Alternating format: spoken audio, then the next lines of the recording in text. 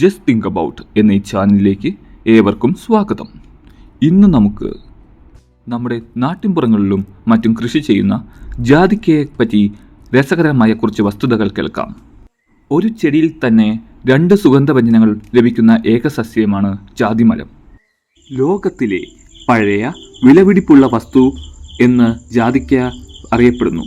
പണ്ട് കാലത്ത് സ്വർണത്തേക്കാൾ വിലയുള്ള ഒന്നായിരുന്നു ജാതിക്ക.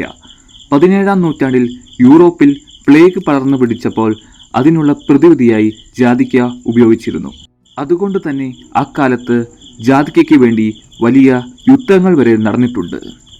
നട്ട്മെഗ് എന്ന പേരിന് പിന്നിൽ കസ്തൂരി മണമുള്ള കായ, അതായത് മസ്ക് സെന്റഡ് എന്നർത്ഥം വരുന്ന ലാറ്റിൻ പദത്തിൽ നിന്നാണ് നട്ട്മെഗ് എന്ന പേര് വന്നത്. നിങ്ങൾക്കറിയുമോ ഒരു ദ്വീപിന് പകരം ജാതിക്ക നൽകിയ കേസ്? ചരിത്രത്തിലെ ഏറ്റവും വിചിത്രമായ ഒരു കൈമാറ്റം നടന്നത് ജാതിക്കയ്ക്ക് വേണ്ടിയാണ്.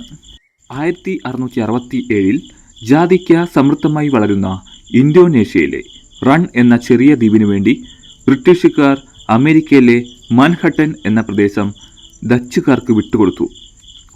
ഇന്ന് ലോകത്തിലെ ഏറ്റവും വലിയ നഗരങ്ങളിലൊന്നായ ന്യൂയോർക്കിൻ്റെ ഭാഗമാണ് മാൻഹട്ടൻ.